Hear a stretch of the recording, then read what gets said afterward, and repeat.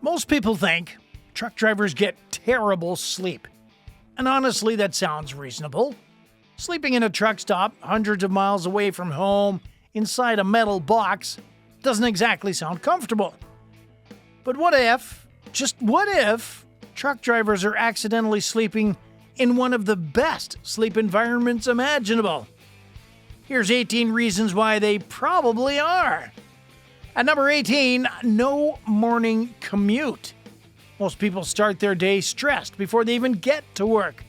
The alarm goes off, rush to get ready, sit in traffic for half an hour or longer. Truck drivers don't have that problem. When they wake up, they're already there. No commute, no traffic, no rushing. Just a cup of coffee, a quick inspection, and they're back on the road. Removing that daily stress from your morning makes a real difference. Not just how you start the day, but for how you ended the night before. At number 17, federal law requires them to rest. This one surprises a lot of people. In the U.S., truck drivers are legally required to take at least 10 consecutive hours off duty in between shifts. That rule comes from the Federal Motor Carrier Safety Administration, and it's not optional. You drive too long and you're breaking federal law, buddy. Most people have no external rule forcing them to stop and rest. Truck drivers do. And that legal structure creates a rhythm that most workers never have.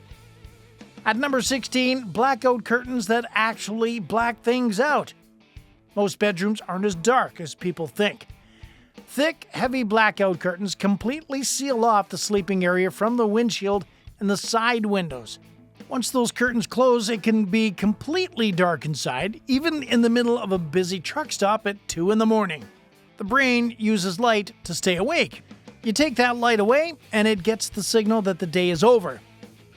At number 15, low-frequency vibration helps the brain switch off. Here's something that most people have never heard of. Researchers at the Tokyo Institute of Technology found that some low-frequency vibration, the kind you feel in a moving car or a train, can actually shorten the time it takes to fall asleep. When a truck engine has just shut off, there is a low residual hum through the cab, barely noticeable vibrations. It's the same reason babies fall asleep in cars. Turns out, we adults aren't so different after all. At number 14, they know exactly where to park. Most people imagine truck drivers pulling into the first available spot at a chaotic rest stop. Experienced drivers don't work that way. Over years on the road, you'll learn which locations are genuinely quiet. Remote rest areas off secondary highways, small truck stops surrounded by farmland, quiet terminals at the edge of town. Some drivers finish their day with nothing but wind and open fields outside the cab. That's a very different picture from what most people imagine. At number 13, they control the temperature precisely. Most people have no idea what temperature their bedroom actually is at night. They just hope it's comfortable enough. Researchers have found that the ideal temperature for deep sleep is somewhere between 15 and 19 degrees Celsius. Too warm, and the body can't complete its natural nightly cool down. Too cold, and it spends energy keeping warm instead of resting. Modern sleeper trucks have standalone bunk heaters and air conditioning systems that run independently from the engine. A driver in northern Canada in January and a driver in Texas in August can both maintain the exact same temperature inside their cab night after night. That kind of precision is something that most people sleeping at home never have. Number 12, the mattress is better than you'd even expect. Most people still picture truck drivers sleeping on a thin foam pad jammed behind the seat. That image is about 30 years out of date. Today, there's an entire industry built around sleep comfort for long-haul drivers. Multi-layer memory foam, gel cooling technology, pressure relief for shoulders and hips. Drivers nowadays just don't accept the factory mattress. Many spend real money upgrading it. Because when you sleep in the same bed for 300 nights a year, comfort is no luxury, it's an investment. At number 11, the APU works like a white noise machine. Most truck drivers use something called an auxiliary power unit, or APU, to run heating, cooling, and power in the cab without idling the main engine. It produces a constant low-level hum. Sleep researchers have found that consistent background noise raises the brain's auditory threshold, meaning random sounds from outside are less likely to break through and wake you up. At number 10, they sleep in the same place every night.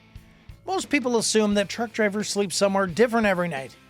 But in reality, many long-haul drivers sleep in the exact same sleeper cab for months at a time. They drive the same truck. The scenery outside constantly changes. The sleeping environment doesn't. Same mattress, same pillows, same curtains. That familiarity helps the brain to relax faster, and it helps make it easier to settle into a constant sleep routine. At number 9, the body holds tension all day, and it releases it all at once. There's a common misconception that truck driving is easy because you're sitting down. Drivers will tell you otherwise. Holding an 80,000-pound vehicle steady through traffic, construction zones, crosswinds, and unpredictable drivers requires constant physical engagement. The hands stay on the wheel, the shoulders stay braced, the eyes never stop scanning.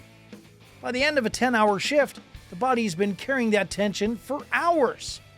And then when the engine shuts off and the cab goes quiet, there is an actual physical release that most desk workers will never experience. Number 8, their schedule creates a fixed bedtime, whether they want one or not. Most people's bedtimes drift. Monday it's 11, Wednesday it's midnight, Friday it's 2 in the morning.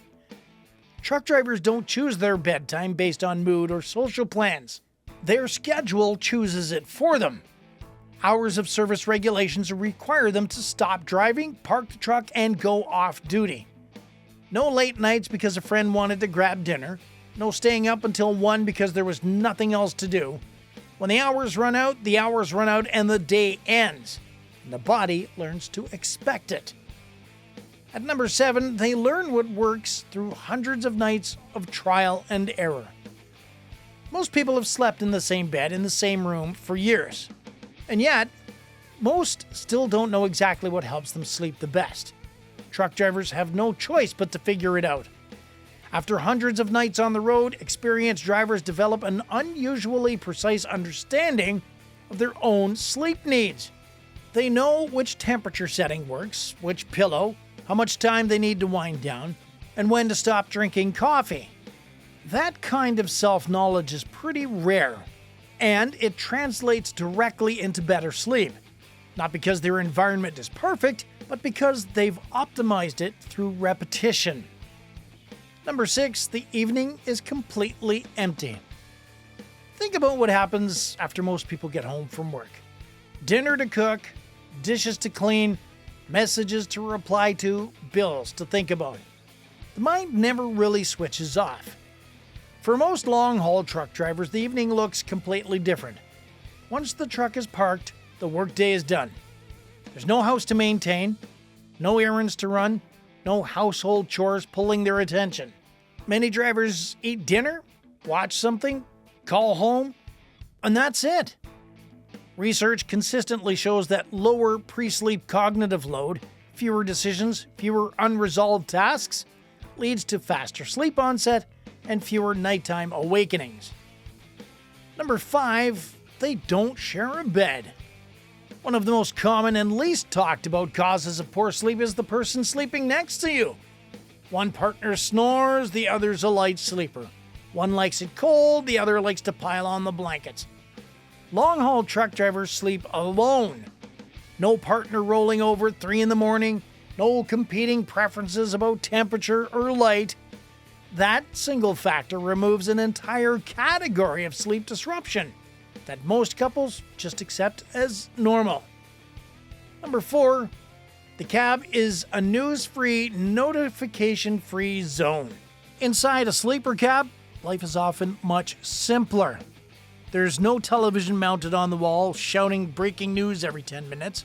Although some drivers do have a TV, it's not always running. No endless stream of household distractions competing for attention. When the curtains close, the day is usually done. And sometimes that's exactly what the brain needs before sleep. Turns out one of the biggest sleep upgrades isn't a better mattress, it's fewer things demanding your attention. At number 3, they understand fatigue at a level most people never will. Most people experience tiredness as an inconvenience, something to push through with coffee and willpower. Truck drivers experience it differently. Because for them, fatigue isn't uncomfortable, it's dangerous.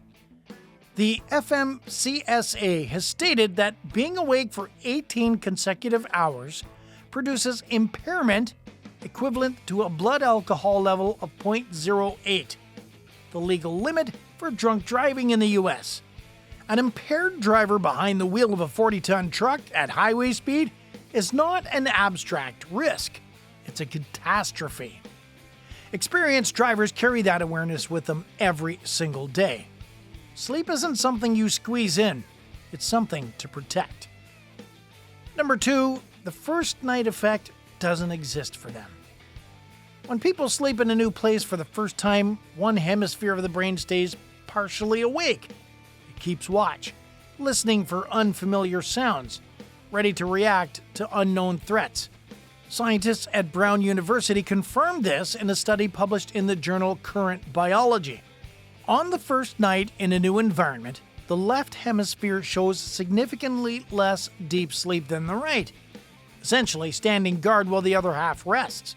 They call it the first night effect. It explains why the first night in a hotel room almost always feels worse than the second. The brain doesn't fully trust a place it doesn't know yet. Truck drivers never have that problem. Whether the truck is parked in Montana or Florida, the sleeping environment is identical. It's the same mattress with the same sounds and the same curtains. The brain recognized that space months or even years ago. It doesn't need to keep watch. It already knows it's safe. And number 1, consistency, night after night, year after year. A study published in the journal Sleep in 2024 tracked more than 60,000 people over several years. And the finding was clear. Sleep regularity, how consistent your bedtime and wake time are from one day to the next, was a stronger predictor of long-term health than the number of hours slept. People with the most consistent sleep schedules had up to a 48% lower risk of premature death compared to those with irregular sleep patterns. Not the people who slept the longest, the people who slept the most consistently. And of all the professions in the world, few create more sleep consistency than long-haul trucking. The same bed every night with the same sounds, the same routine at the same time. The scenery outside changes constantly. A different state, a different highway, a different sunrise, heading in a different direction. But when the curtains close and the day is done, it's always the same space, the same signal, and the brain responds in the same way every time. That's not luck. That's not coincidence. That's exactly what the science says works. So the next time you pass a truck parked at a rest stop and think that the driver must be struggling to get a decent night's sleep, think again. Because the reality is that the driver might be sleeping better than you. Not despite being on the road, but because of it. Now I've got 2 questions for you. For everyone watching, if you could take just one of these 18 reasons and apply it to your own sleep tonight, which one would it be? Let me know in the comments. And for the truckers out there watching, what actually helps you sleep the best when you're on the road? The routine, the quiet, or the white noise of the engine, or something we haven't mentioned? Drop it in the comments below. If you learned something today, a like helps more people find this channel, so please hit that thumbs up. Subscribe so you don't miss what's coming next. Thanks for watching, drive safe, and I'll see you down the road.